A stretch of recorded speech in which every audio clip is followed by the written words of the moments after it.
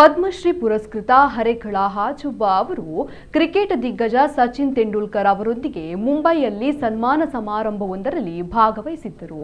ಕಿತ್ತಳೆ ಹಣ್ಣು ಮಾರಿ ಶಾಲೆ ಕಟ್ಟಿಸಿದ ಮಹಾತ್ಮನಿಗೆ ದೇಶದ ಹೆಮ್ಮೆಯ ಕ್ರಿಕೆಟ್ ದಿಗ್ಗಜ ಸಚಿನ್ ತೆಂಡೂಲ್ಕರ್ ಅವರು ಗೌರವಿಸಿದರು. ಈ ಸಮಾರಂಭವು ಸರಳತೆ ಮತ್ತು ಸಾಧನೆಗೆ ಹಿಡಿದ ಕನ್ನಡಿಯಾಗಿತ್ತು. ಕಿತ್ತಳೆ ಹಣ್ಣು ಮಾರಿ ಶಾಲೆ ಕಟ್ಟಿಸಿದ ಮಹಾತ್ಮನಿಗೆ ದೇಶದ ಹೆಮ್ಮೆಯ ಕ್ರಿಕೆಟ್ ದಿಗ್ಗಜನಿಂದ ಸಂದ ಗೌರವದ ಈ ವಿಡಿಯೋ ಸಾಮಾಜಿಕ ಜಾಲತಾಣದಲ್ಲಿ ವೈರಲ್ ಆಗಿದೆ.